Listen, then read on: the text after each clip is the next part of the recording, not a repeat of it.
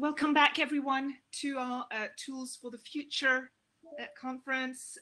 The session this afternoon is government subsidies and taxation. Remember, you're able to ask questions on the YouTube chat wherever you are. We are starting this first afternoon session with our first speaker, Sela Adjei from the University of Ghana Business School. Sela, floor is yours. I'm having problems sharing my PowerPoint. Can you give me permission? Did you want to send us your slides maybe so that someone else can present them for you? I'm not getting permission to share my window for the PowerPoint. Okay. Let me just... It says you must grant permission for me to share my PowerPoint. Okay. Please send me your slideshow at this email address.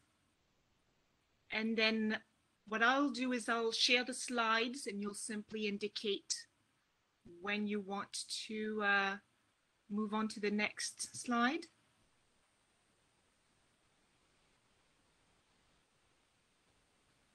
Is that something we can do? So just a little... Oh, okay. Okay, all right then. Okay. Technical glitch here, but we're going to have the slides ready very soon.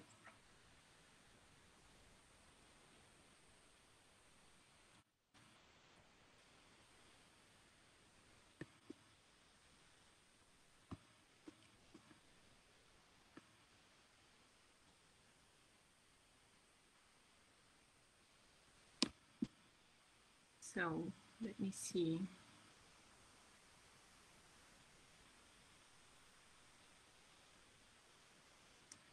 Right, we're just transferring the slideshow. Sorry, this is taking just a couple of minutes.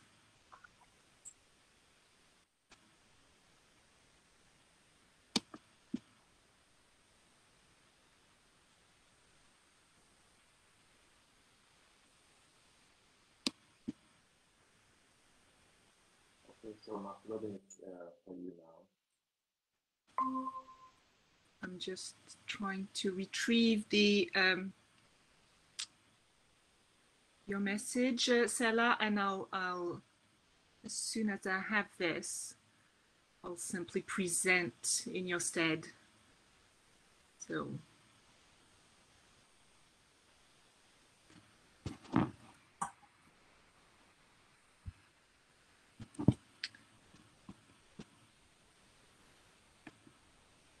Sorry, this is taking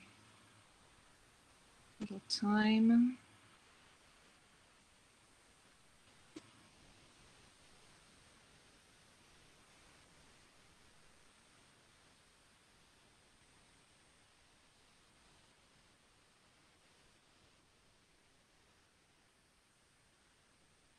Okay.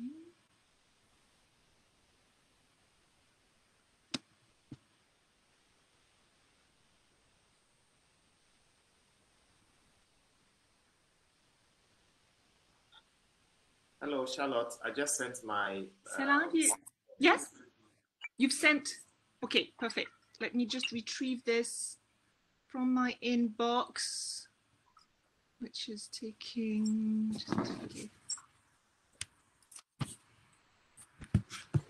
time. This should reach me...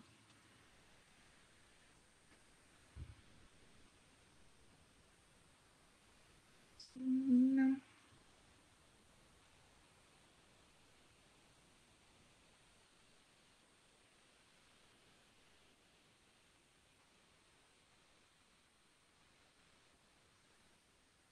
Sorry, this is taking a little while just to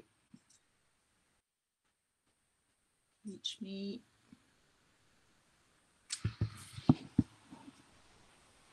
Is it a PDF format or? PowerPoint format.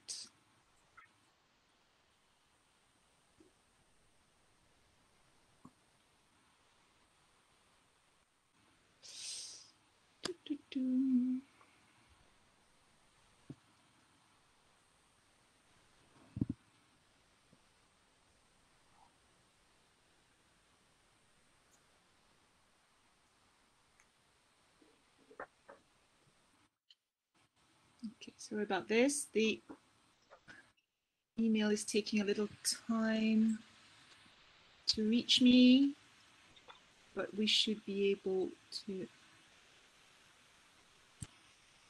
launch this soon.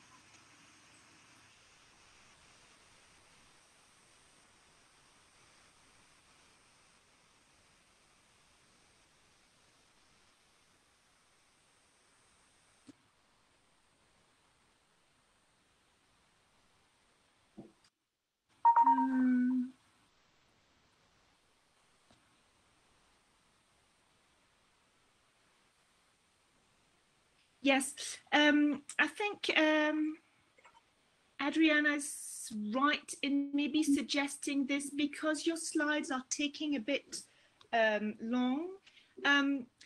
Sure, would you think it would be all right if we asked you to speak now? Just yes, let me so just we're able to retrieve the slides, and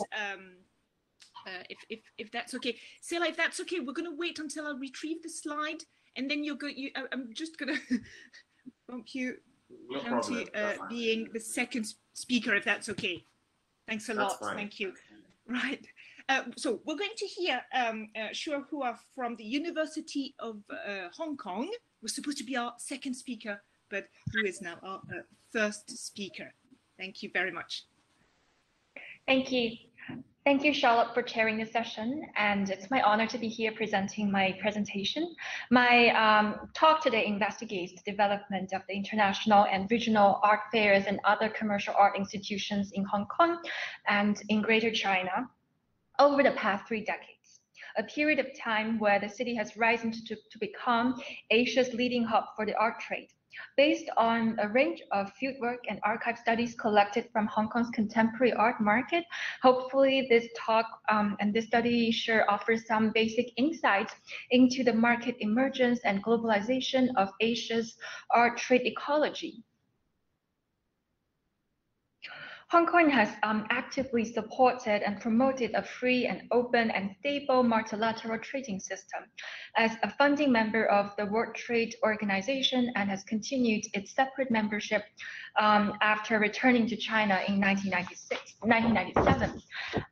So first of all, I would like to start my presentation with contextualizing the early exhibition scene of Hong Kong in the mid-20th century. After the closure of the World War II, art exhibitions in Hong Kong reached unprecedented vibrancy due to the influx of the Chinese artists and cultural elites from mainland China. The incoming and constellation of mainland Chinese art world actors preceded an inevitable cultural makeover and a gradual shift of the center of gravity for the Chinese art market from the mainland to Hong Kong. They inaugurated, Chinese art world actors inaugurated a series of exhibitions, cultural magazines, and scholarly exchanges of art, which formed the foundation of an early nascent and embryonic state of the commercial art market. The basic law, a reliable infrastructure, and technical know-how are the preconditions for Hong Kong's positioning as Asia's leading art hub. With its merchant economy taking off and flourishing, 20th century Hong Kong was an important crossroad, facilitating the circulation, mobility, and exchanges of the various artistic commodities from mainland China, the other parts of East Asia, and the rest of Asia. With the change in socio-political atmosphere in mainland China, especially after 1949, the conventional practices of private art dealership become largely obsolete. The market for art shrank as the traditional art galleries withered. Chinese artists were faced with a tightening of control on their artistic production. Instead of creating art for private patrons, most now had to paint for the state. To quote the former chairman Mao Zedong's famous Yan'an talk, art should be in the service of the people. On the contrary, however, in Hong Kong, then the British colony, the art and antiquity trade continued to grow and thrive with the flourishing merchant economy and the arrival of the international galleries and auction houses, as well as the migration of the intellectual elite, artists, and patrons. Starting from the early 1960s, Ms. Dorothy Swan, who was a teacher at an international girls' school, founded the Chatham Gallery, which was the colony's first commercial contemporary gallery, in order to provide space for contemporary artists to exhibit and sell their works. The easy tax policy, especially under the rule of law, is clearly advantageous for making Hong Kong a competitive art trade center. There is no goods and services tax, import or export tariffs, and there are no local sales, consumption, or VAT tax for art. For commercial galleries operating in Hong Kong, corporate taxes can be as low as 6% of the total revenue. In comparison with Hong Kong, mainland China has a very high tax system on art, especially art produced outside China, with tax rates at around 20% and VAT tax at roughly 17% of the transaction price. From 1992 to 1995, Hong Kong held its first international art fair, Asia Art Hong Kong, International Fine Arts and Antiquities Fair. The organizers were the couple David Lester and Leon Lester, North American fine art and antiquity fairs impresarios. Most of the galleries represented Western modern and contemporary paintings, although some Asian pictorial art and other forms including sculpture, installation, calligraphy, antiquities, and precious culture curios were also available at the fair. Western galleries brought works ranging from $30,000 to $3 million, and from a variety of subjects, expressing uncertainties about what to bring to the Asian art consumers. Of the over 80 galleries exhibiting at the fair, less than 10 were from Asia, representing mostly modern and contemporary ink paintings or realistic oil paintings produced by the Chinese artists. This event provided opportunities for the Western dealers to test the water in Asian market at a time where the Euro-American market was facing stagnation. The exigent question for the fair organizers and the dealers who were traveling long haul to Asia, to Hong Kong, was whether this region had enough of a market flow and collector base to sustain art fair. Due to the lack of resonance, Asia Art did not continue after its fourth edition in 1995, and we will be back to this slide later. In the 1980s, many Chinese artists achieved soaring commercial success, realizing an unprecedented surge in price in auction and gallery transactions. For instance, Wu Guanzhong, a preeminent 20th century Chinese painter working in both Chinese and Western style paintings, held his first major solo show in Hong Kong at the Hong Kong Art Center in 1987. Then the only public art institution dedicated to promoting international contemporary visual arts. Shortly after, Wu's ink painting The Ruins of Gaochang Tuerfan fetched 1.87 million, which is $328,000 at Sotheby's Hong Kong auction, which marked the highest result amongst all living Chinese artists. A work executed in a similar style, Ancient City of Jiaohe, was auctioned for $333,000 in 1983. In the early 1980s, however, his works were priced at only $25 to $50 per price and sold at department stores as Beino souvenirs. Thanks to the close geographic and cultural ties with mainland China, Hong Kong has become a crucial venue for presenting contemporary Chinese art and encouraging the socio-cultural exchanges between the Chinese art world actors and their international peers. The period of 1993 to 2007 has seen a speedy rise in the influx of international galleries, auction houses, commercial art spaces, and private museums in Hong Kong. It was in this context that 6 international art fairs were inaugurated in Hong Kong between 2006 and 2013, which was what I called the art fair boom. When Andy Hay started the International Asian Antique and Art Fair in 2006, and when Magnus Renfro, Will Ramsey, and Tim Etchell opened the Art Hong Kong Fair in 2008, which was eventually acquired by the Art Basel Group in 2013. Hong Kong's art market was ready with sufficient demand and interest to keep these commercial art events running. The booming fairs reconfigured the art scene by changing and reshaping the conventions of art dealership practices, frequency of art exhibitions, and the speed of Hong Kong art market players' interactions with the rest of the world.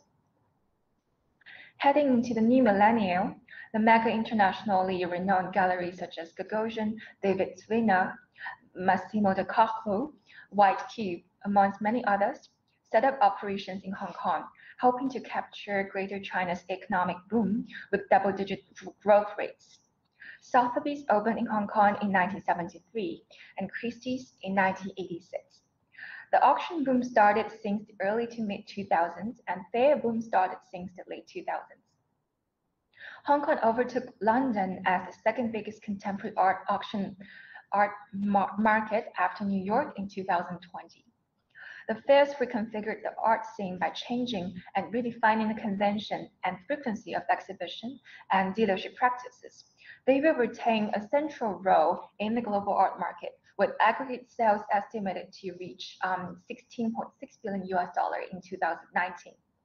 As art fairs burgeoned and coincided with the Hong Kong Art Month, which was a 5-week festival tradition presenting over 100 visual art performances and 200 art events sponsored by the Leisure and Cultural Services Department, LCSD.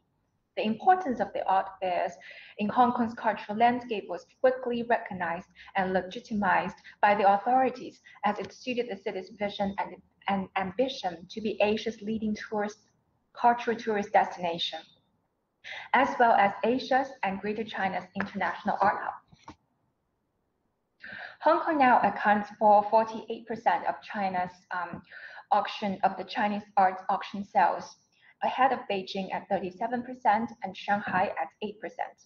Growing in parallel, Hong Kong, Beijing, and Shanghai are amongst the fastest growing Asian art markets and undergoing significant transformations with their commercial art scene and overall art ecology, both eager to reconnect the regional art scene to the global arts discourse. A prominent feature of Hong Kong's art market scene, especially when compared with other Asian cities such as Singapore, Beijing, Shanghai, Seoul, and Delhi, is its laissez-faire economy, where the government takes on minimal intervention in the private sector and yields to a market actor-driven model for the structuralization and formulation of its art infrastructure. Cultural and heritage tourism has long been identified as a prime field of opportunity and has been named as one of the 4 pillars of Hong Kong's tourism industry. The government has set aside 20 billion Hong Kong dollar, which was $2.6 billion for arts and cultural expenditure in 2019, compared with only $108 million in 2017. The Hong Kong-based art fairs have a larger presence of Asian galleries and bring both the international dynamics and a distinct regional flavor that distinguishes them from fairs mainly based in the West. They increase the exposure of the galleries in Hong Kong and reinforce alliances between the galleries. The predictable and low-tech system, the mature infrastructure of logistics and shipments, local know-how, support from the local authorities, and the fact that both Chinese and English languages are official languages have made Hong Kong a suitable place for the international art organizations to land in Asia. In an interview I had with a British art fair organizer, he suggested that Hong Kong was the first stop for them in Asia. The long-term ambition for this fair was to learn about and access other Asian cities, especially those in the mainland. During the art fair week in Hong Kong, he and his Hong Kong-based staff paid numerous field trips to Shenzhen and Shanghai to explore the possibilities of open satellite fairs to access China's new affluence. As the international art market players gather during the Art Fair Week, they bring in the latest information, insights, and new networks to Hong Kong's art world actors. In addition, artist and collector talks, specialist conferences and seminars, guided visits to art studios and private art spaces, and many public art education initiatives are jointly held by the Association of the Gallery of Hong Kong. Unlike the museum scene in New York, London, Paris, Beijing, art museums in Hong Kong are less prominent in terms of the size of their art collections and the number of total visits. Art fairs and associated commercial art events thus assume a notable important role as the key venues for the public to present public art exhibitions and art education initiatives. While regional art fairs such as Art Central and Ink Asia have increased the presence of Hong Kong-based galleries, Basel, Hong Kong has witnessed a steady decrease in the presence of such local players. Art Basel Hong Kong 2013 featured 20 local galleries out of 245, and this figure has dropped to 14 in 2019. According to my interview with the director and owner of a Hong Kong-based contemporary art gallery that specialized in promoting Hong Kong artists, which has participated in Basel Hong Kong and many other Asian art fairs. Art fairs are a helpful platform to showcase Hong Kong arts to the international audience in order to actively engage with the purchasing habits of the consumers. However, his gallery business still relies on a group of loyal supporters and collectors, not necessarily overseas buyers that visit his booth during the art fairs. To quote him, the buzz that the art fair generates in Hong Kong helps bring more local people to our gallery when they don't do so habitually. Fairs in the Asian market facilitates the introduction of novel players into the global art industry, providing galleries with access to a broader group of international collectors on a scale that would not be possible in a traditional gallery space. In the Greater China context, fairs expedite the incorporation of the emerging art market players and actors into the global art world. Recent research in Greater China's contemporary art market has identified the actors' shared reverence and interest in understanding and appropriating the operational models and conventional practices of the established Western market. For contemporary Chinese artists, it is highly relevant if their works have been exhibited in fairs like Basel, Hong Kong. To be shown in the Art Basel Fair is seen on a par with exhibitions in the major international biennials and prestigious art museums internationally. Lucy, who was a Beijing-based gallerist and founder specialized in contemporary Chinese art since the early 2000s, said that her team was happy to participate in the regional fair Art Central, which she commented as less international, branded, and glamorous than the Art Basel Hong Kong, however younger and with experimental spirit. When asked whether they had tried to get into Art Basel Hong Kong, she responded with a positive energy. Of course, everyone aiming at having an international clientele and exposure must try Art Basel Hong Kong. We applied to Art Basel every year, but we were declined. First, we have to compete with established Euro-American galleries that have been in this market for decades and already have trustful relationship with the fair organizers. Second, the booth allocations for Asian dealers is relatively small, making it even more competitive.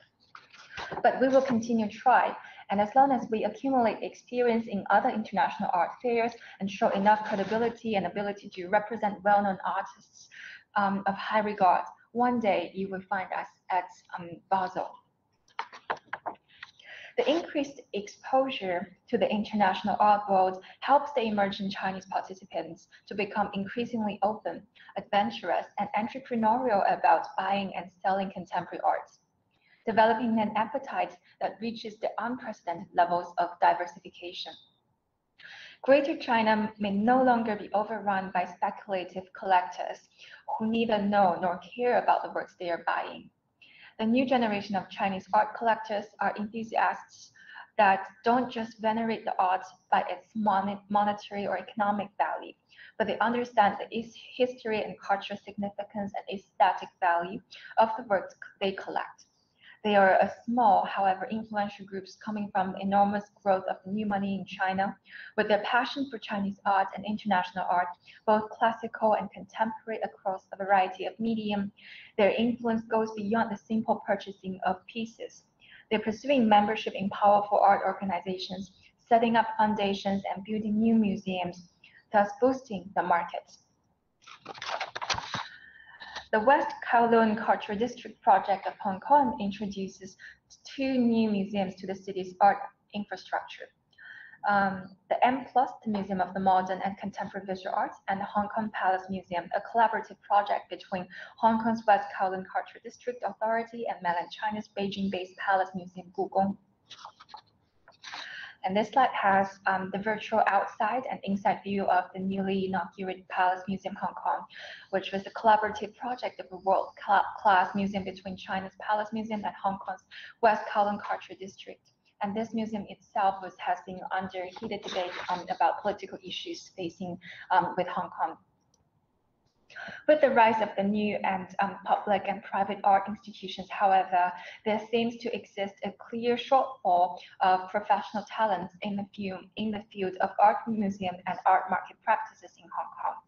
The universities of Hong Kong have introduced programs in the museum and curatorial studies, cultural management, and art history to meet the increased demand for labor in the professional sphere of art and creative industry. To sum up, Hong Kong makes an excellent case for contemporary art market studies because it offers insights into the market emergence and globalization of the art market in a transcultural context. It is crucial to understand how the development and institutional transformation of the relatively young art markets actors and their integration into the international art distribution chain are impacting the global cultural industry. As Asia's contemporary art market becomes older than a lot of its actors, the comparative analytical framework and the often cited dichotomy between mature and emerging, between West and the East, may no longer serve the purpose of understanding this ever-evolving field. I would like to pause here and welcome any comments and feedbacks after this panel. And thank you so much for your attention and patience. Thanks, Charlotte. Thank you very much for the great talk. As you said, we're going to take questions at the end, and the bios for all our speakers are on the chat. So we're now going to hear Sela Adjei. Let me start by launching your slides. And Sela, you'll simply indicate when you wish me to move to the next slide. Are you seeing the slides properly? Yes, thank you. Perfect. Okay, right. The floor is yours. Yes, thank you. Okay, thank you, Charlotte, for chairing this session. And I will be presenting on Ghanaian artists on the global art markets to understand the social and economic factors that is contributing to the surge in popularity and demand for artworks by Ghanaian artists. Next slide.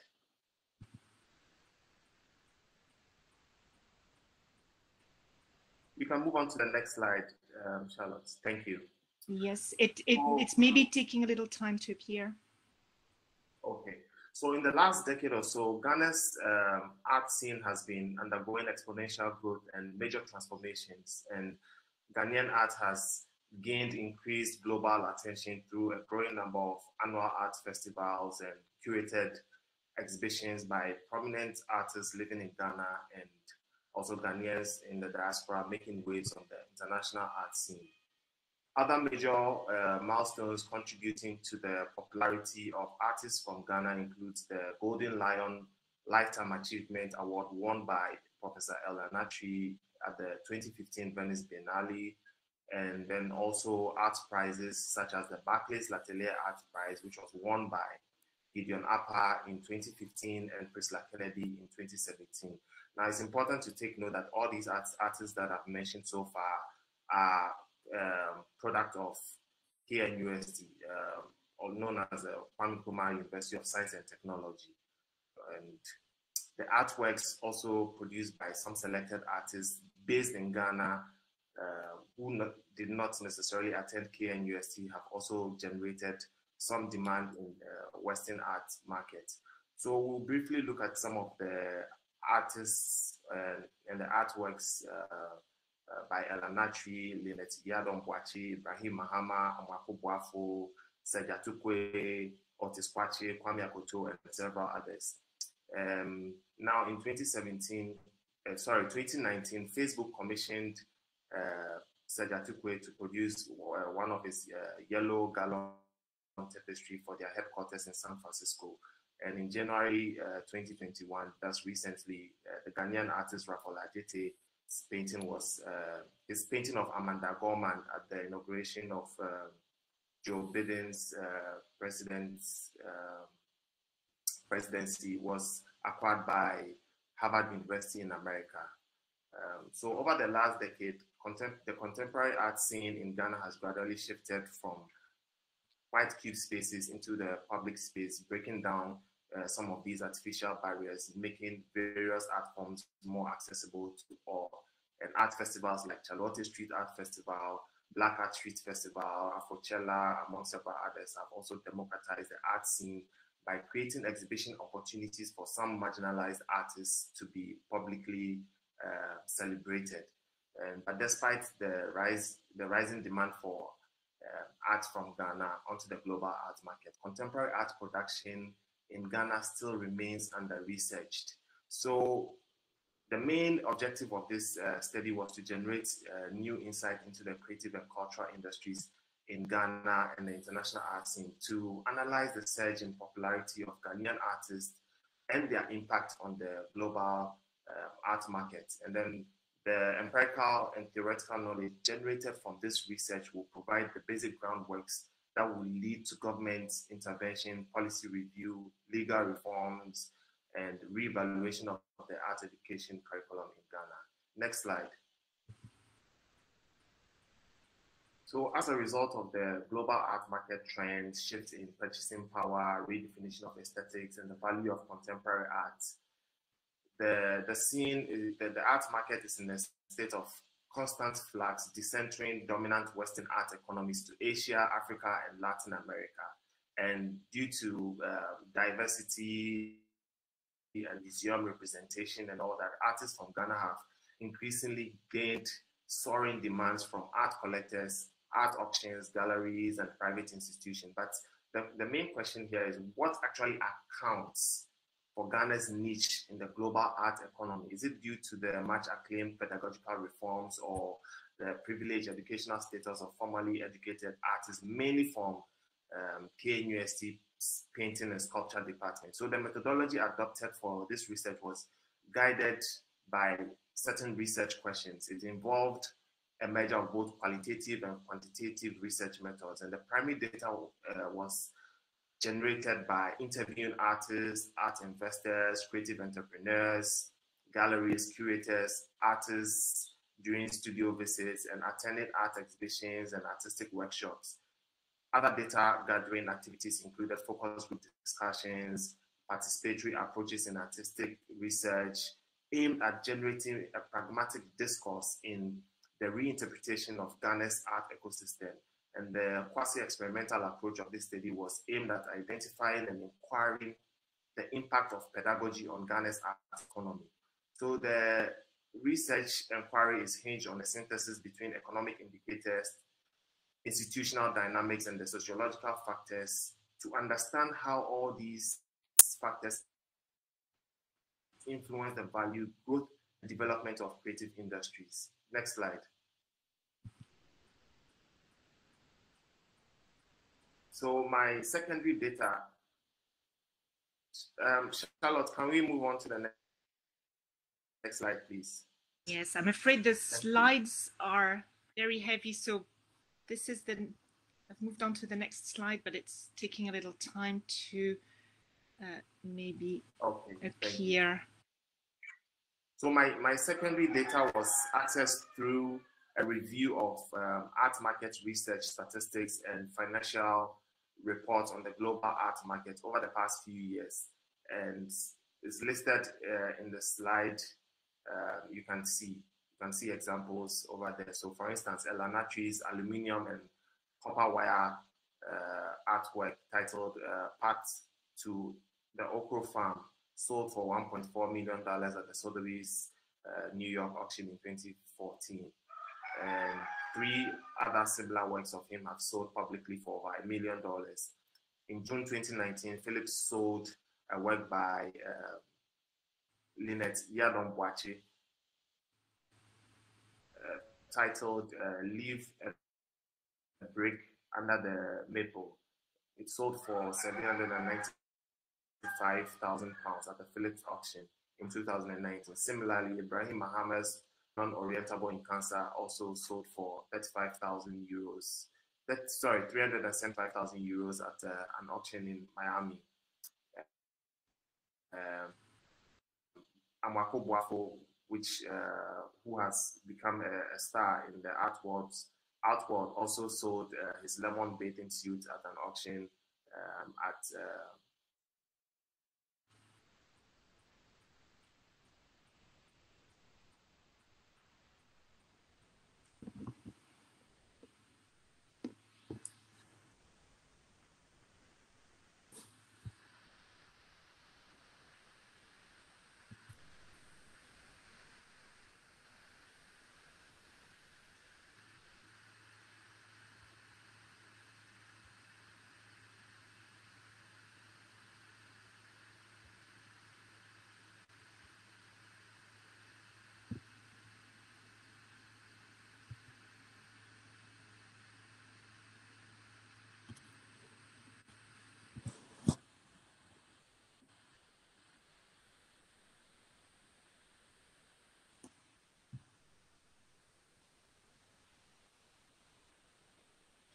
Sorry, I lost internet connection briefly. Okay. I hope you can hear me.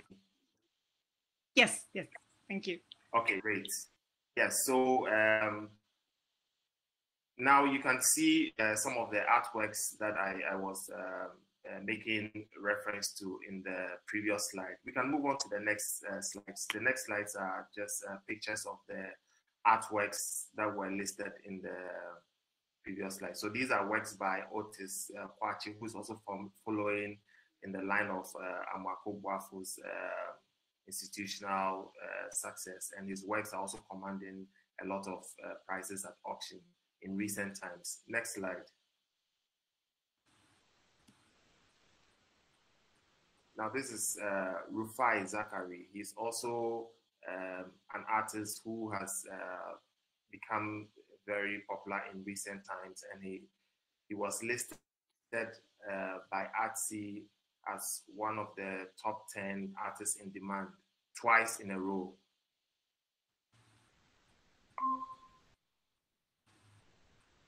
Yes, next slide. So I just said, before you lost me, I said Rufai Zachary was listed as an artist in demand by Artsy twice in a row last year. And these are works by Jonathan Kweje Agri. He's also one of the most sought after watercolor artists from Ghana in Asia, and he has toured all over the world. His works are popular in the Asian art market. Next slide. And then we have some photographs here. The first one with the child playing the violin is by Michael Aboya. He's a self-taught photographer. And in 2019, this photo won the World Best Photo at the Agora Awards. And we also have Bright Andor, whose photo you can see here won the Best Photo at the Color Balance Photo Contest in 2019. Next slide.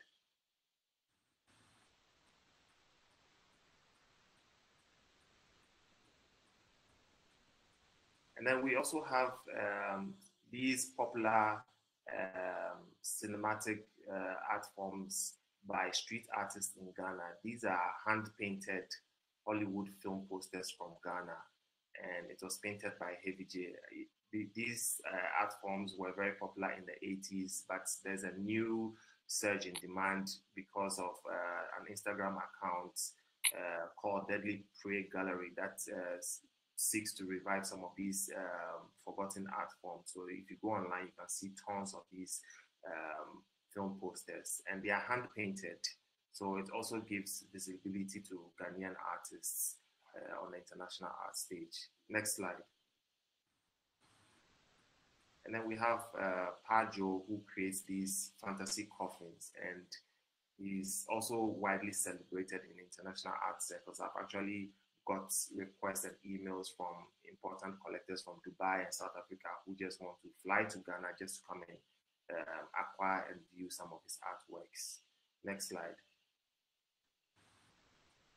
And there's also the graffiti artists like Mo Awudu, who has created a large body of work and has toured all over the world to create some of his murals. And the second one you see with the women in the blue background is a collaborative mural by Titibutan Kali and Anita Pearl. They are all street artists who produce murals, and there's a large body of work that they've created in several interchanges in Accra on the streets. Next slide. Now we move on to the artists from KNUST. And as we all know, Elanatri has done so well. His artworks have been Ghana an important place in the international art stage. But despite his success, other artists have followed in a similar style, thereby creating a lot of imitations. Can we move on to the next slide, please? So you have an artist like Serge Atukwe, whose works are sometimes confused for Elanatri's works on social media. And this was the installation that was commissioned by Facebook for their headquarters. It's called Kusumbo. Can we move on, quickly move on to the next slides?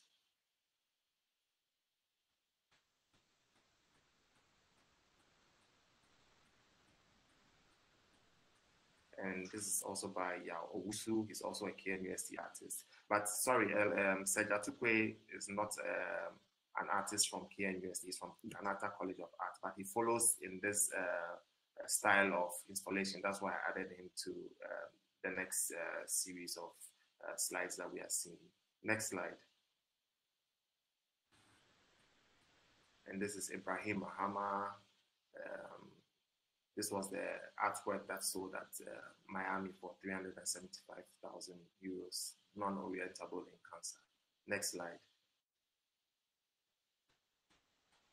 And we have Patrick Tego-Texan, we have Teresa Ankuma. All these artists are from KNUST. Now pay attention to the kind of artworks produced by the artists who went through the KNUST College of Art. Next slide. And this is Lois Ade Aqua. She's also an artist from KNUST.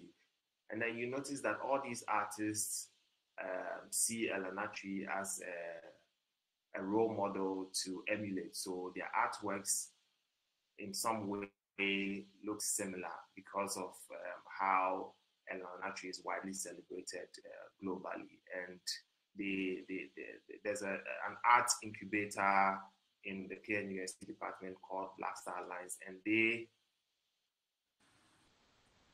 Hello, can you hear me? Can you hear me? Hello? Yes, we can hear you. Yes, can you? Okay, next slide.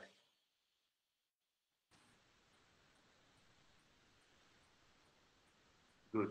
So if there's this talk on by some of these artists from KNUST that they are leading an art revolution, and it's because of them. That's why Ghanaian artists are gaining popularity, and there's a demand for art from Ghana. But if you look at the global art auctions, art fairs, and the value generated from the artworks that are sold. You notice that installation art, which forms a core of their aesthetics and their creative practice, forms just a minute fraction of the global arts turnover, because paintings are still in huge demand.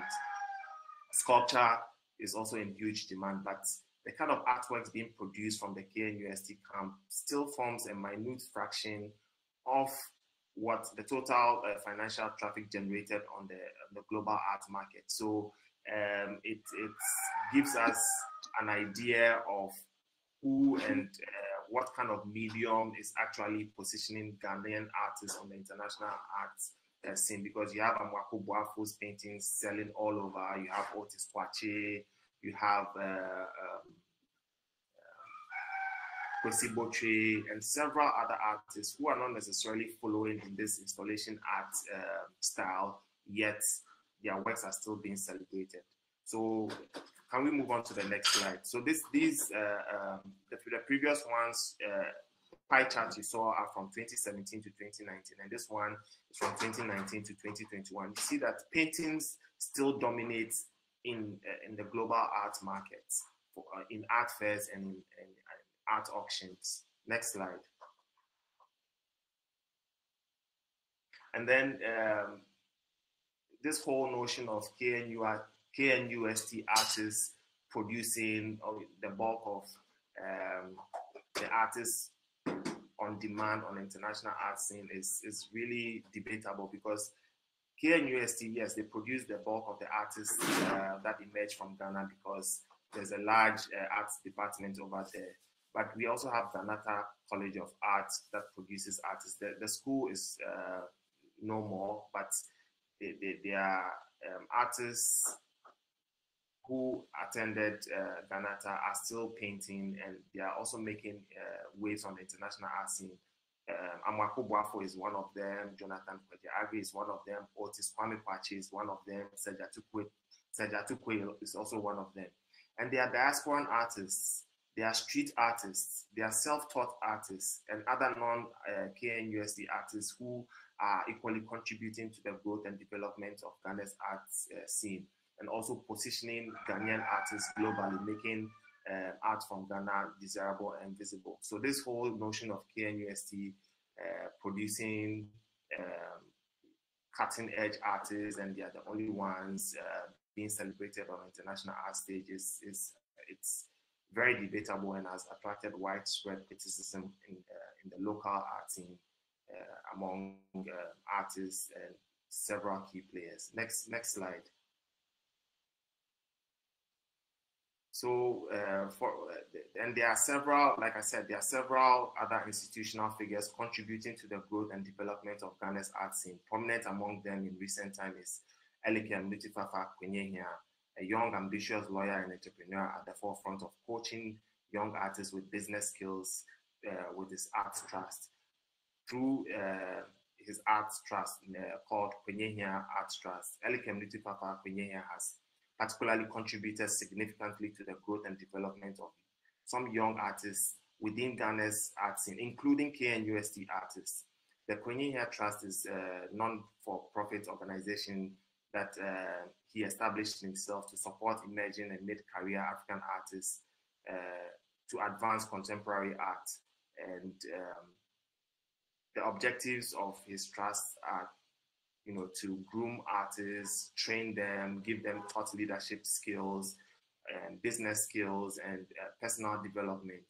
And the prize also gives money to the artists to build their career and to also develop further ideas to improve their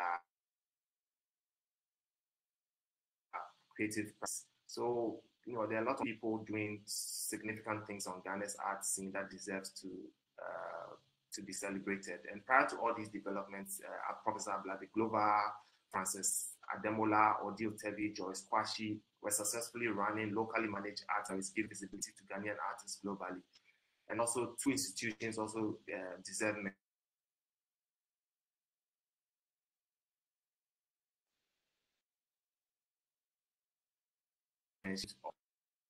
held an art auction based in Accra, and it's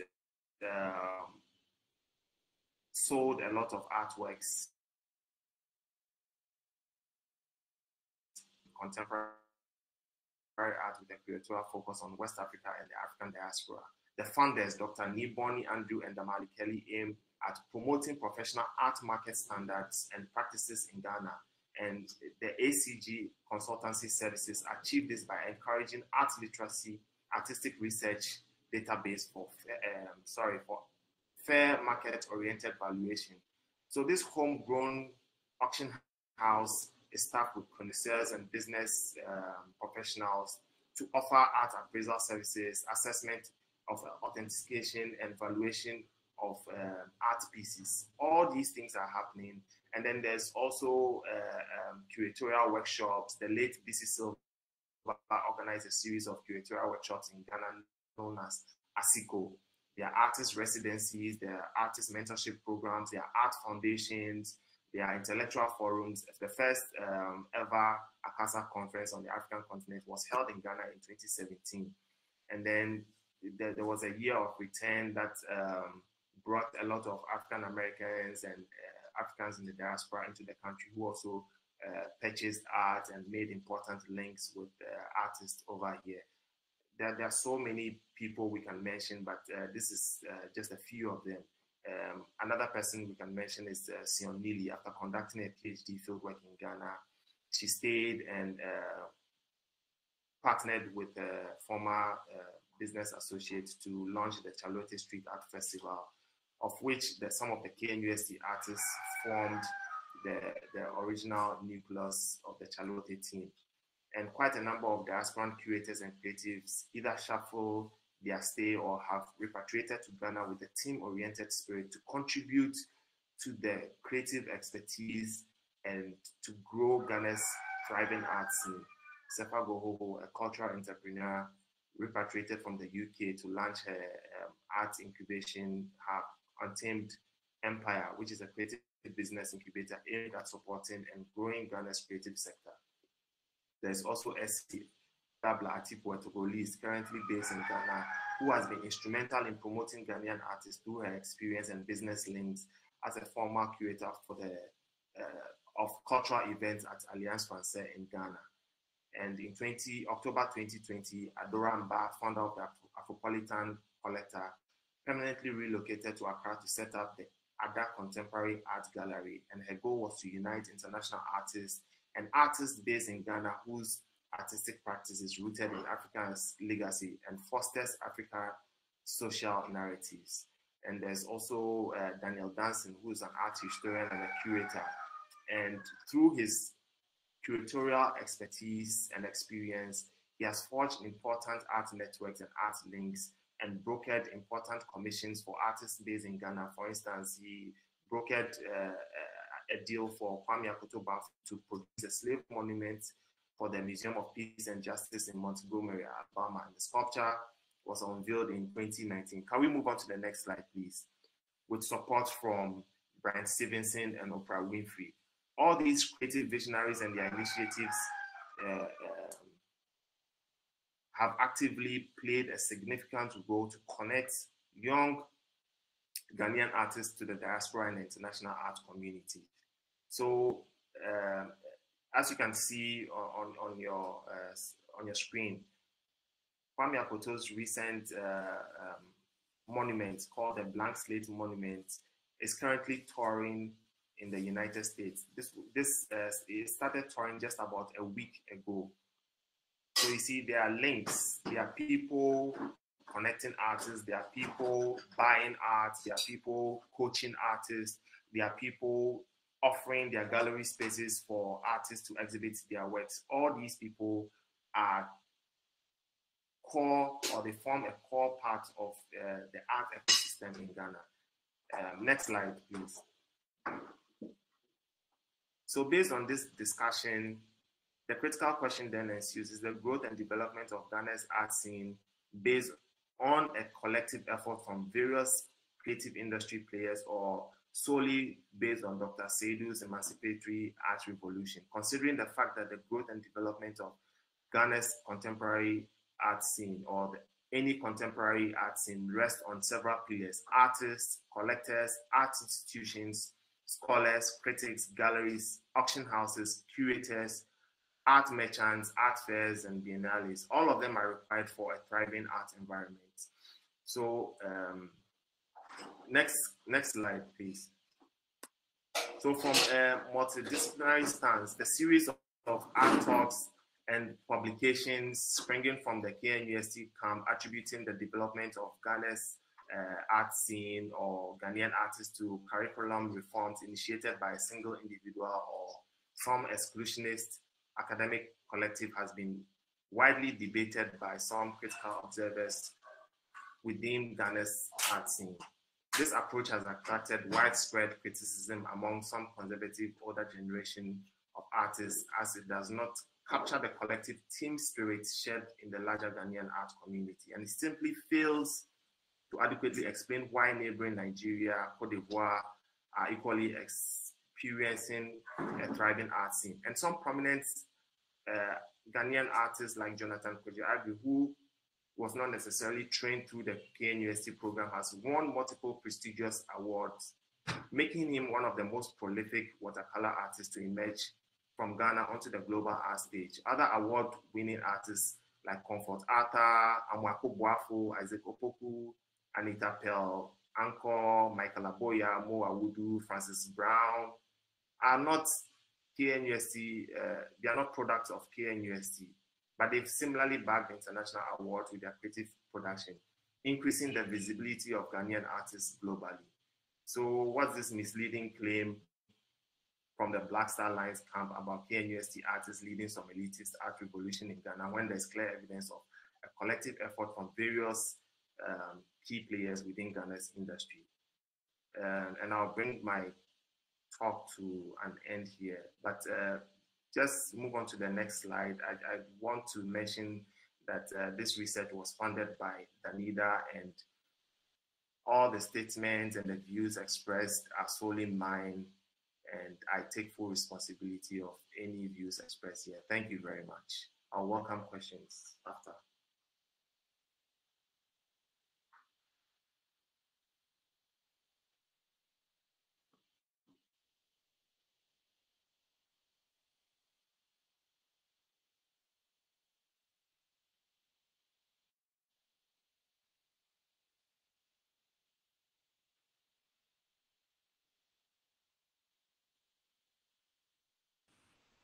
Sorry, I don't know if you were able to hear me. Yes, thank you very much, Sela. This was a very clear demonstration. Our third speaker is Nitin Shaked from the School of Art of California State University. And you're now sharing your slides. The floor is yours. Thank you.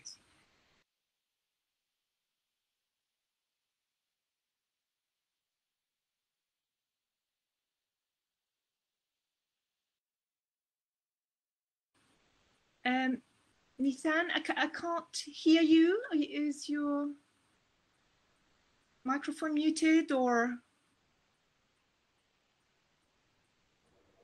I'm not sure. Indeed, it yes, was. Perfect. Okay. Okay. Thank you. So I will begin again.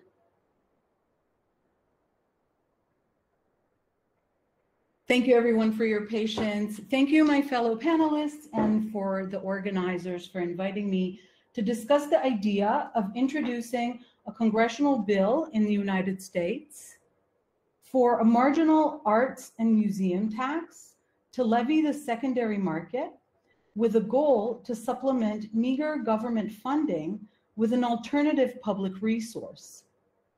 Based on evidence presented here, I hypothesize that a surgically introduced taxation may have the outcome of curbing the influence of the market on the public domain of art, which has sustained extreme racial, gender, and ideological imbalance in our collections and display. The rationale of taxing the secondary market is that this art owns its valorization to its public status, and therefore to the entire field. This tax comes in addition to the already extant sales and capital gains taxes and will include closing major tax avoidance and tax deference loopholes. This also applies to the use of art as loan collateral, a tool whose introduction coincides with the spike in the market.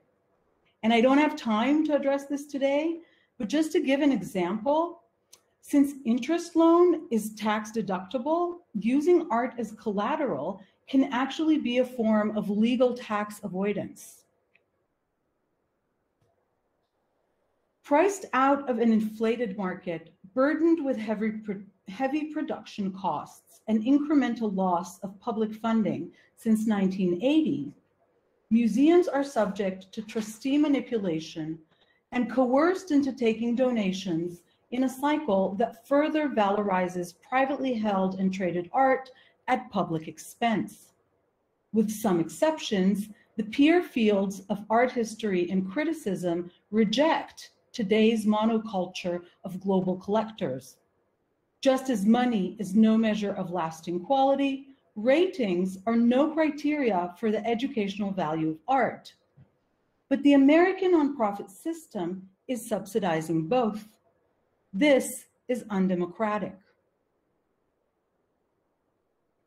A museum tax on the secondary market may have the following desirable outcomes: bring more equilibrium to the winner-take-all market by discouraging the higher end of the market that feeds off sustained and deliberate information asymmetry, but leverages the reputations of, but leverages the art through the reputation of museums.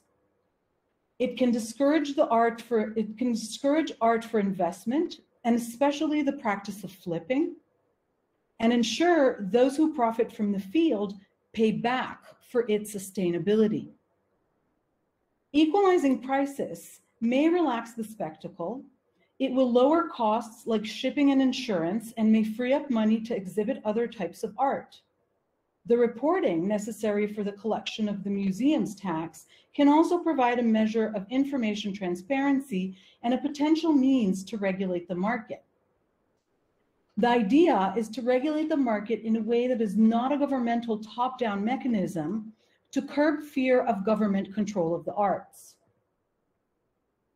The stakes are high, especially for contemporary art. As Georgina Adam tells us, the art market almost doubled between 2005 and 2015, when it reached 63.3 billion before falling back to 56.6 billion in 2016, both for sales at auction and those through dealers, though the latter are trickier to evaluate.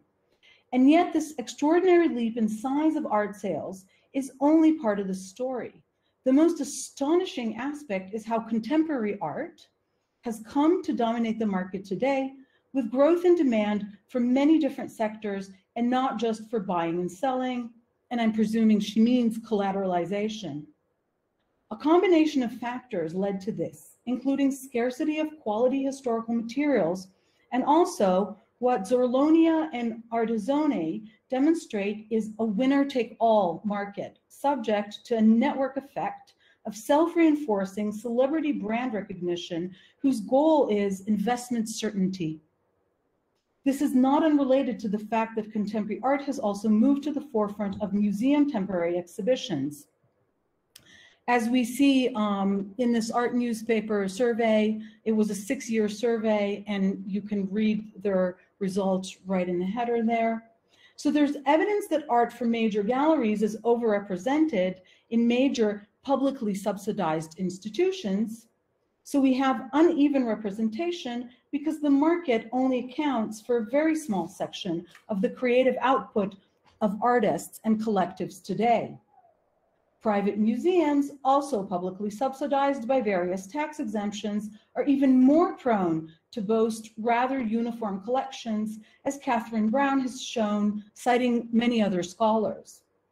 Significantly, this type of art is overwhelmingly white and male.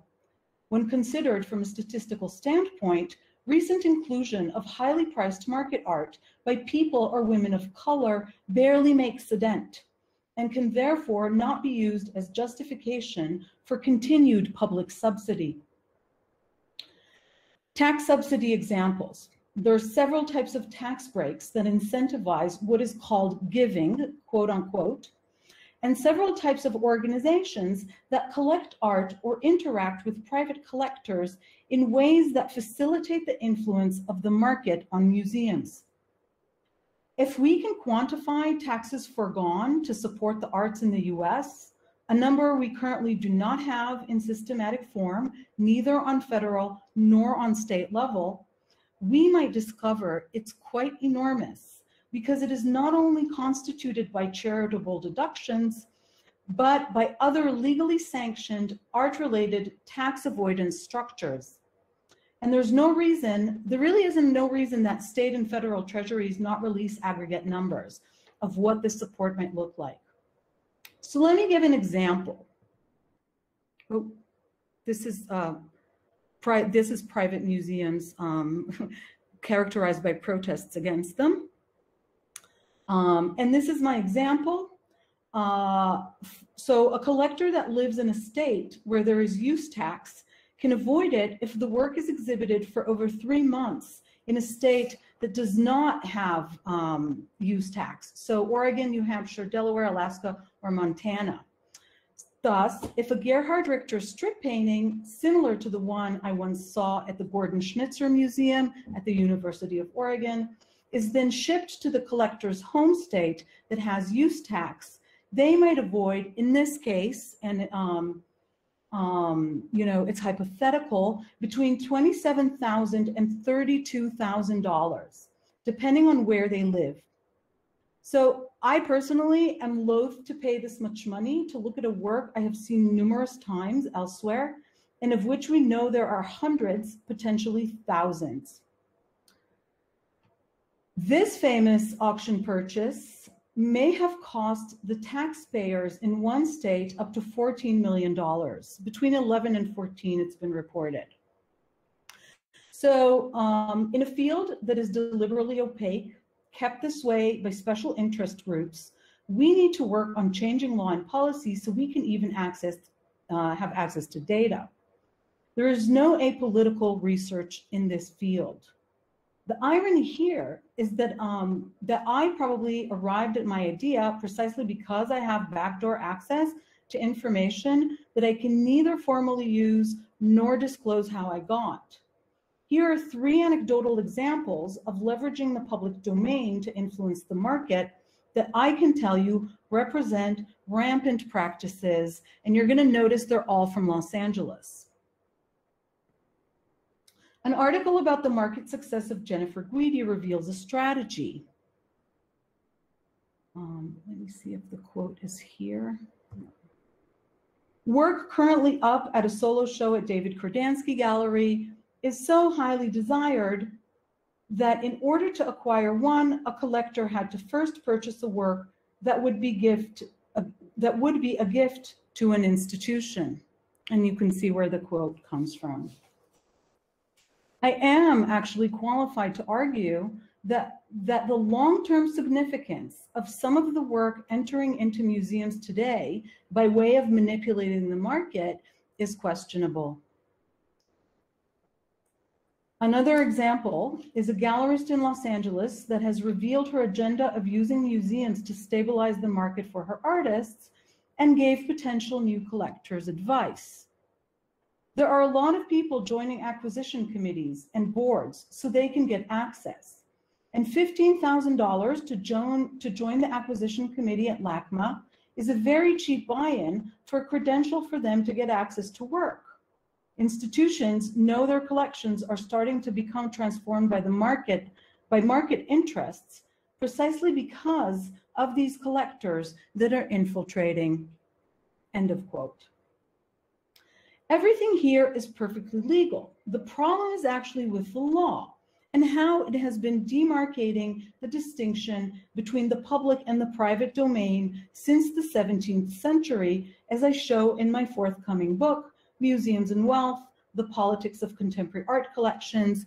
And everything that I'm saying here is actually heavily cited and verified in this book. So, for example, The IRS, the Internal Revenue System in the United States, is well aware that owners of private museums gain some quote unquote incidental private benefit.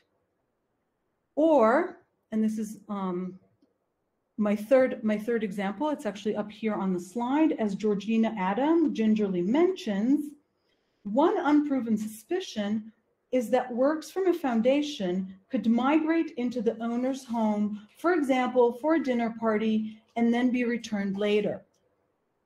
So what I actually do know, that the reality is more like truckloads of art shuttled about between multiple homes with anything between shipping, insurance, and upkeep, as well as massive parties, backyard artist residencies, exorbitant salaries to unqualified family members in key roles are all tax deductible with not a regulatory body in sight. But we can change this because we know for a fact that changes in tax law affect the relation of the market and the museum.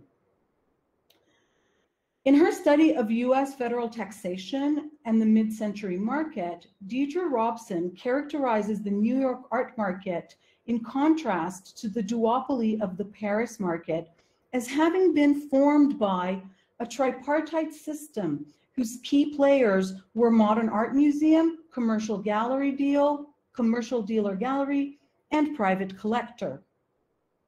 Robson shows the momentous role played by the Museum of Modern Art, the MoMA, in establishing the market for American abstract expressionists. Indirect government support offered a double incentive for donors that could deduct large portions of the art's fair market value from their income at the time of donation, and who did not have to pay capital gains tax on the work's appreciation. This is important because it will bring us to today. That is under threat. MoMA's acquisitions contributed to scarcity and visibility in the movements it favored, and Robson evinces soaring prices for artists exhibited by the museum.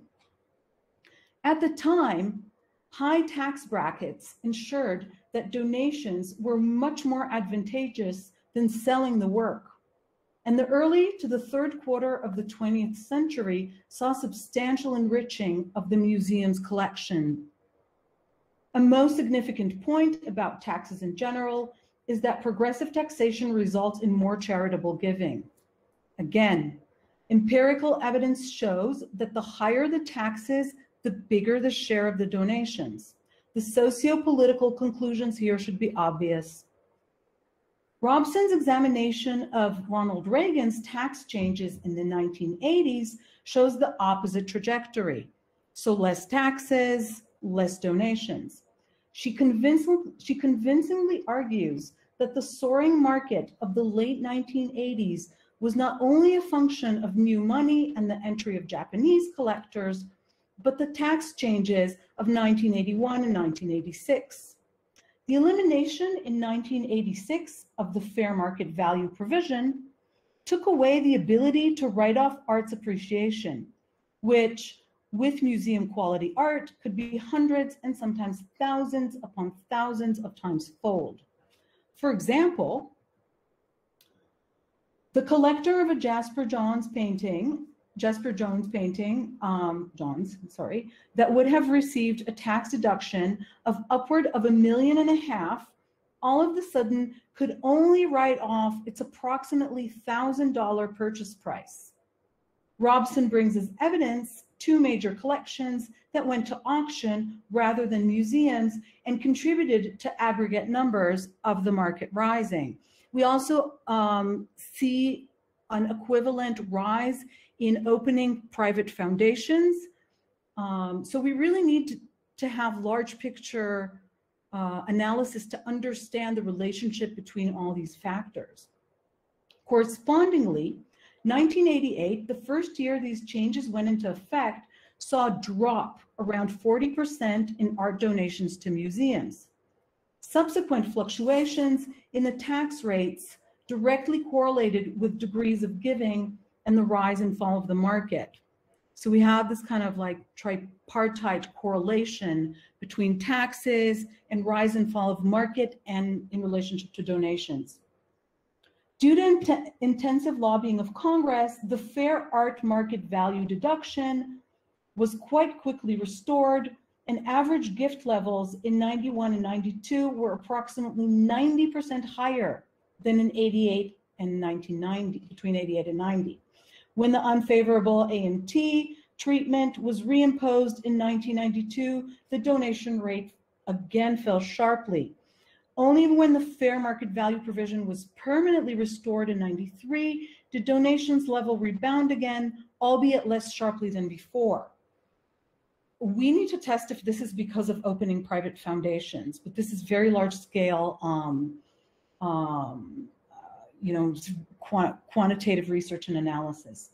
The latter changes coincided with a slump in the New York art market, which may have had some impact on these figures, end quote. Two major changes have since been introduced. Now, the organizers asked me how these financial structures have shaped and will shape the art market. The thing is that I don't think they shape the market directly. Rather, they shape collecting and collections, which in turn impact the market. The measurement will have to come retroactively. Moreover, larger shifts in income inequality and investment opportunities, or lack thereof in some cases, because we know that there's investment in art where other opportunities are slumping. They have significant impact. So we need to look at the larger picture. And for this, we need to work in teams, which is part of my agenda of being here today. I'm in search of co-conspirators for my ideas. And moving closer to the present, to 2006, so much for altruism. Another example that, tax structures affect what donors do. In the 2006 elimination of fractional giving, which allowed the donor to write off portions of the work's value over time, benefiting from its appreciation while holding on to the objects. So the elimination of that provision probably impacted the decision of Donald and Doris Fisher to place their collection on loan at the SF MoMA. And so we know that changes in the tax code may affect the decision of the Fisher heirs to leave the work for the museum or take it back and sell it. So that's in the future. Another recent change is the elimination of the notorious 1031 provision of like-kind exchange, where collectors can avoid capital gains tax if they purchase a similar work within 45 days of having sold the first. Tim Schneider has associated the slump in early 2019 with it, but we don't know yet the long-term effect of this surprising reform. Finally, we have to think about what will be the potential effect of President Biden eliminating the stepped-up basis. The stepped-up basis allows heirs of appreciated assets to never pay capital gains tax. They can turn around and sell the asset with no capital gains tax. And so you can, heirs of art can turn around and sell it, no capital gains. That can be roughly 28% in some cases. And so we're going to have to wait and see. That will be really interesting. We can talk about in the Q&A what presumably might happen.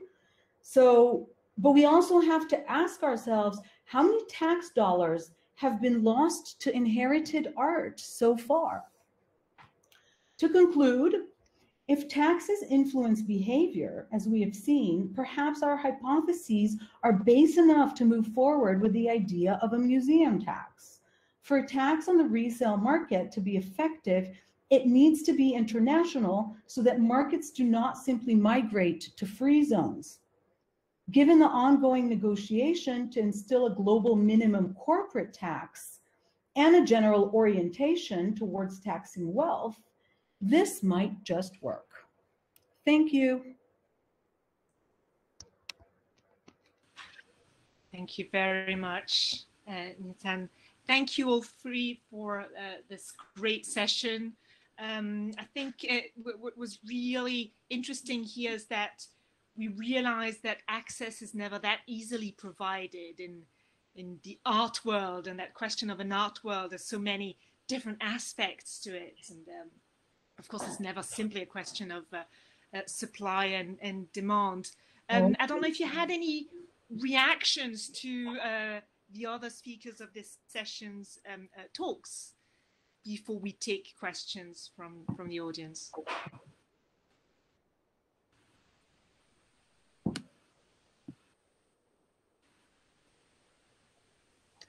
I don't know, maybe I can jump in and ask my fellow panelists what their opinion is like about this idea of taxing the secondary market, and do you think it will work?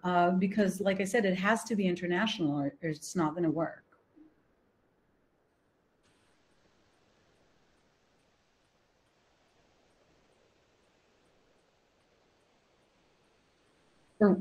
Or maybe what other people are speculating. I can quickly comment, but I mean, with my limited knowledge about taxation in the secondary market, because my discipline is training as an art historian, sociologist of art. But from my observation about the Hong Kong's art market, indeed, the key competence is how fluid and how international and its secondary market is in terms of facilitating the trade, and tax is the ultimate cutting edge, like this advantage of making Hong Kong as a strong case, because it stands out because it's free port with very low single tax structure, and for secondary market to continue to for secondary market to be really thriving. So this tax benefits allowed this foundation for Hong Kong to stand out as a strong market for auction houses. And it has to be really international. I mean, you know, one of the things, this is why I'm saying, like, you need multiple specialists to craft something like this. But as you're speaking, it occurs to me that countries that do impose it can then impose sanctions if it's not followed elsewhere, if they have an interest in doing this. Because I mean, obviously, this is a redistributive idea. Yes. If that wasn't clear.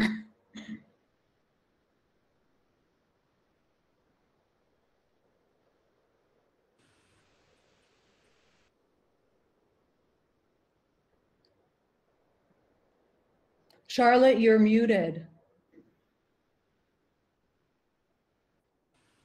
So sorry, I'm muted rather than unmuted. We're going to take questions from the participants. Yes, Abigail, I think you have a question. Yes, I just had a brief question. Thanks for a really interesting panel. The conversations between the papers were really rich. I had just one question for Nissan, finishing up on some of your points.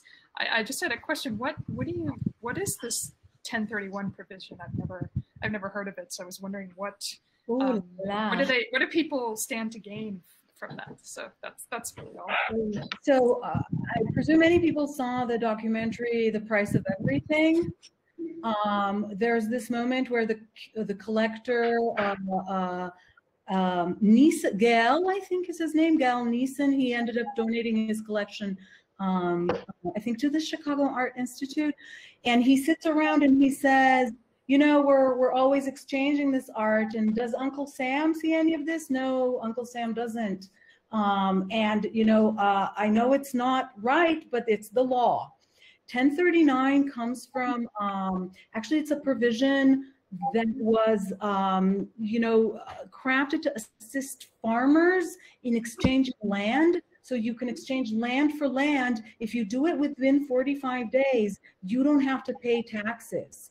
And so it somehow migrated to art.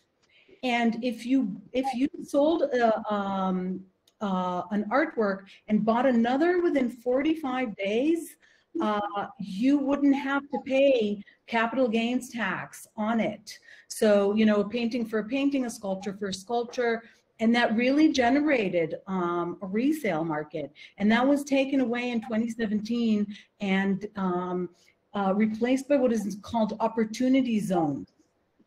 So that Tim Schneider says that it had an effect on the market, but you know, it's hard to quantify. But you know, people lost a lot of incentive to quickly trade things.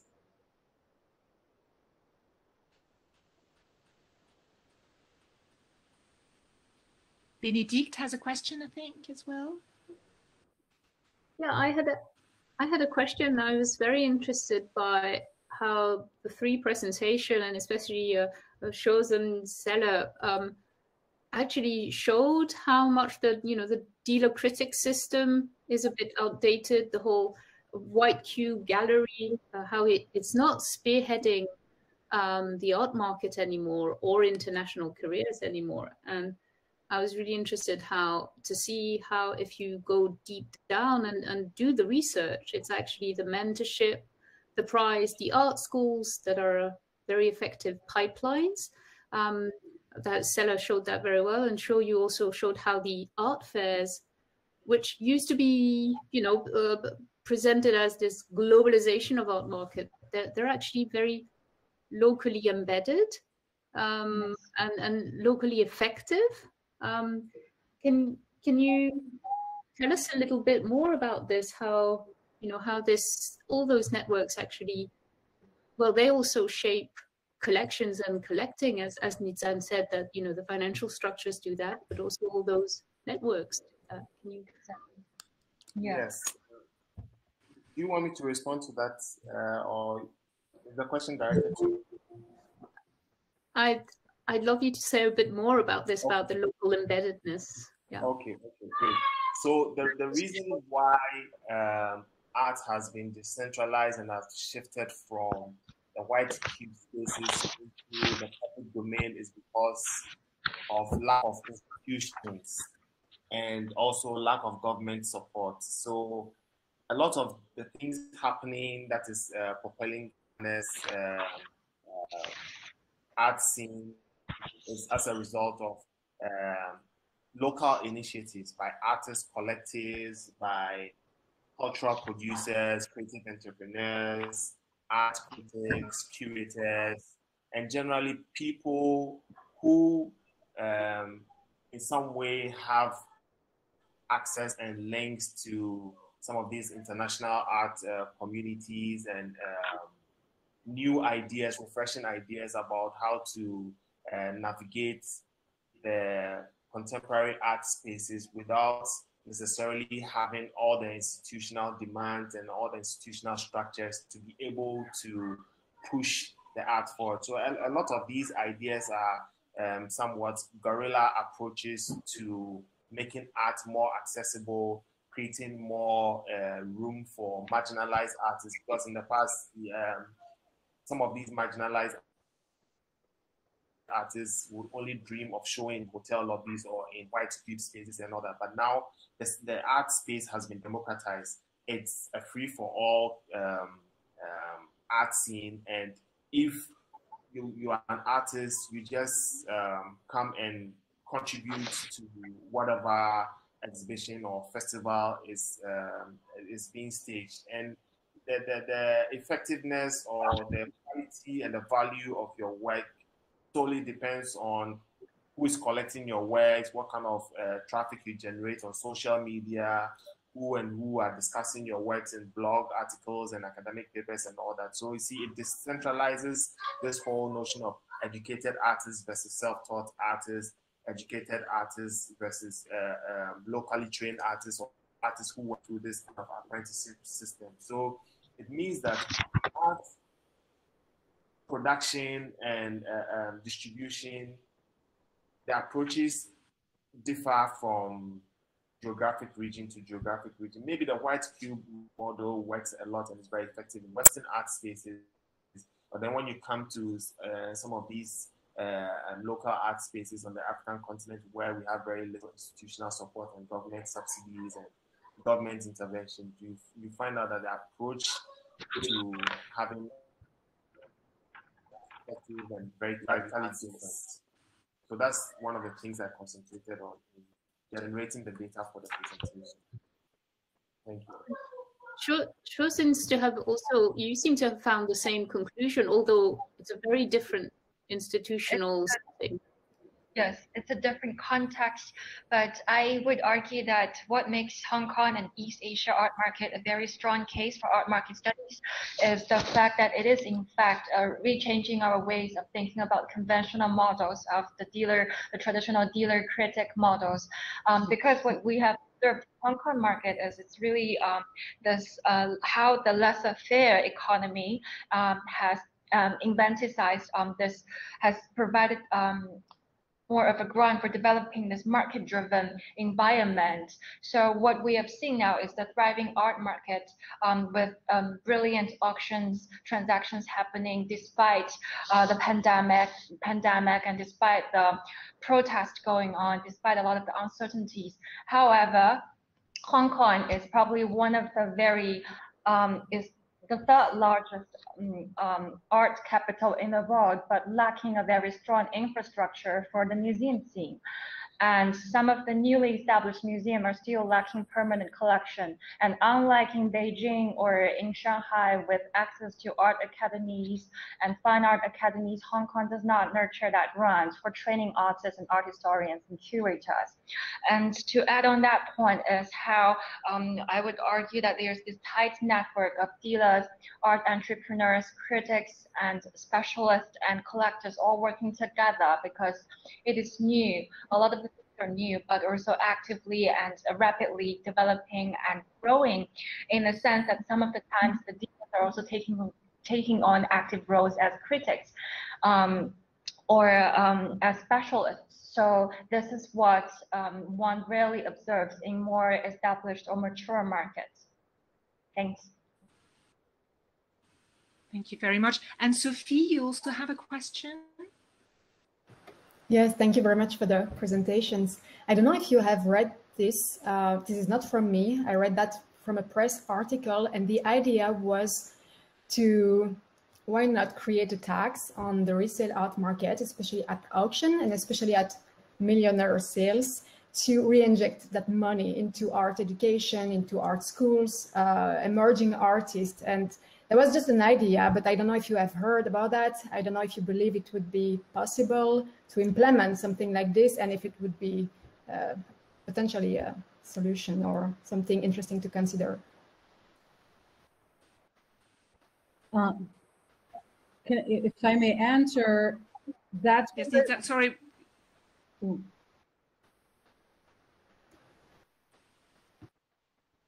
Go ahead, or just from my standpoint, that's precisely what we want to avoid, is private control.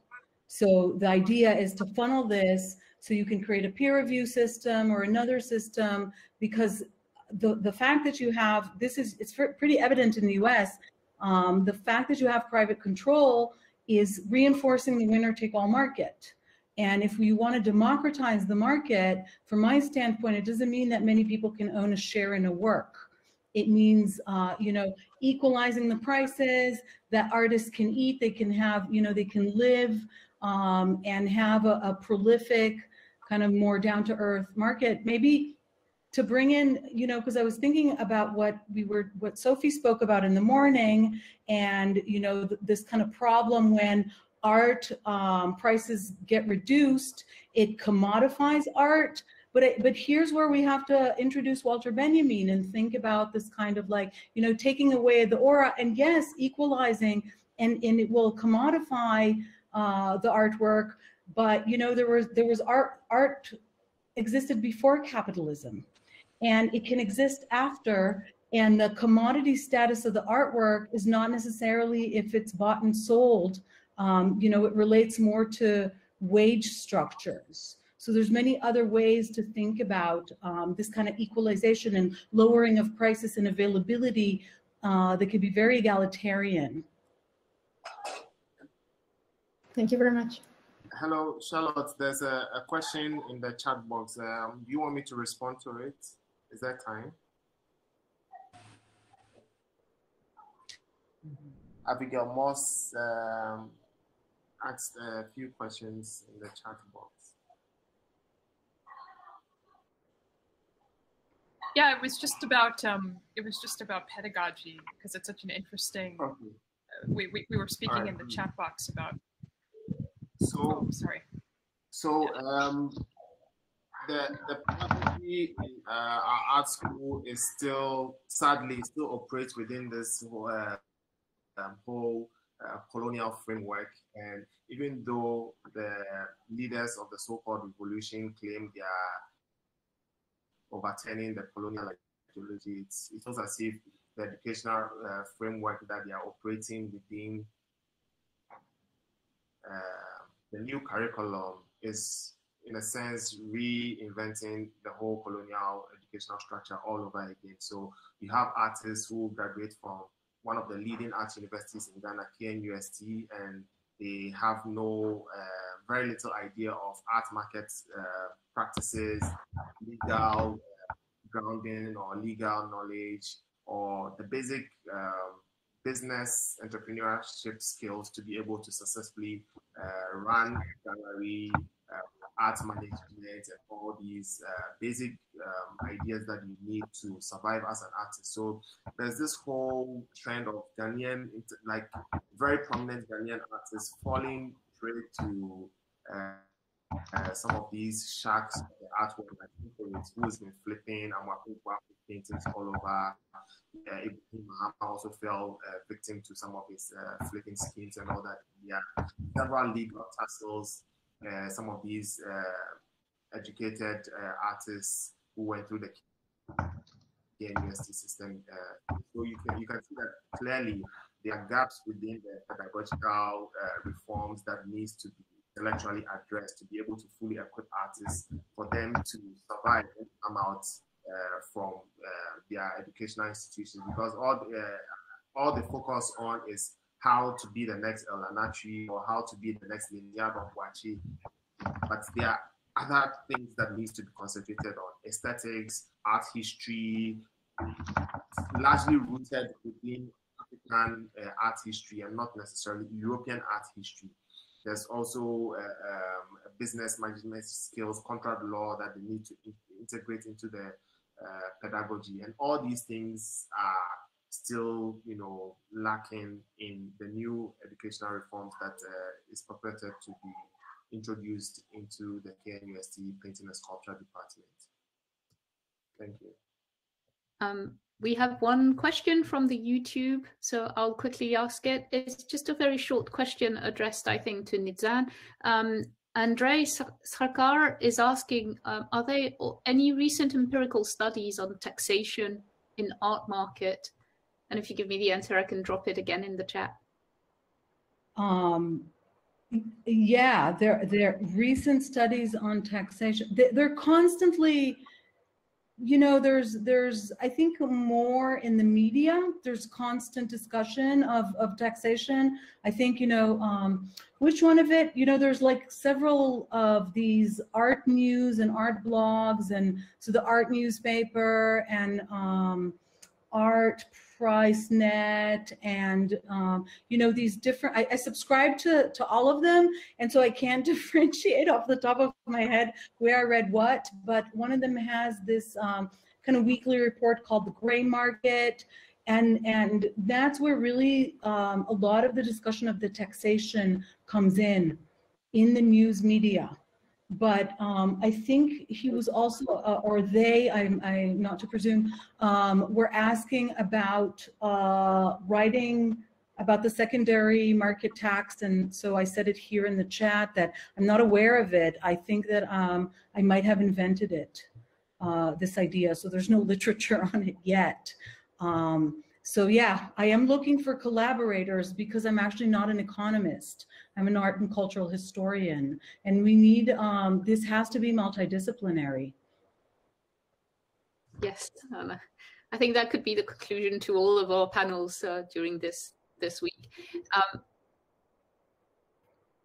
Charlotte, I think you're muted.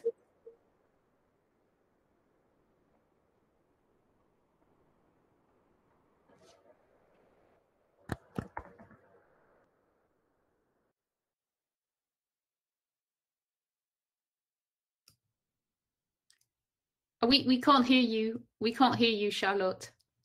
Do you want me to?